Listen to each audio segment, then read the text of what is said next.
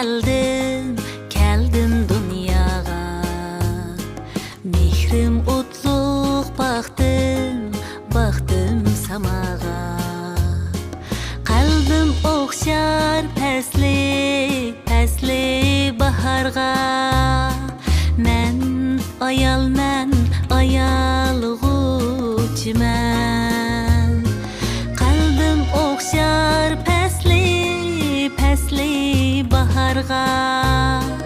Men ayolg'uchiman. Men ayolman, ayolg'uchiman.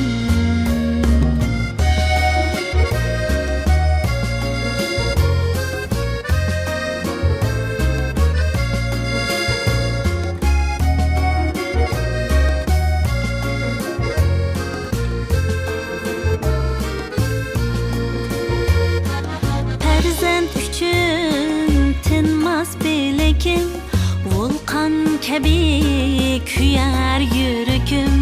Ufuklarga yetsin telekim. Men ayolg'uchiman. Farzand uchun tinmas belikim. Volkan kabi kuyar yürükim. Ufuklarga telekim. Men ayolg'uchiman. Men ayolman, ayolg'uchiman.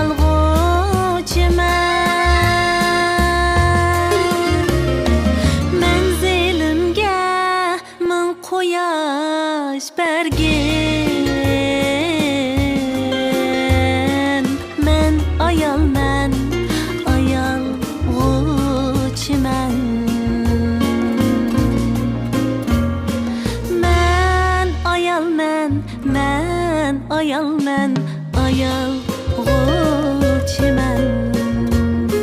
Men ayolman, ayolg'uchiman. Ayolg'uchiman.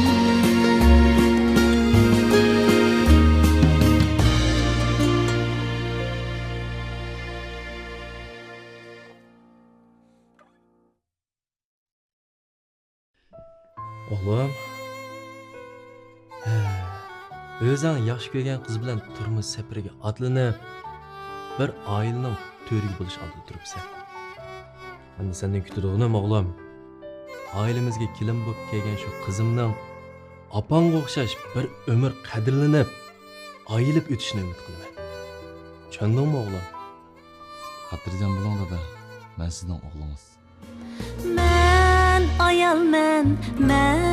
Ayolman, ayolg'uchiman.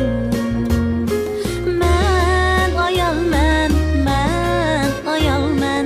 ayolg'uchiman.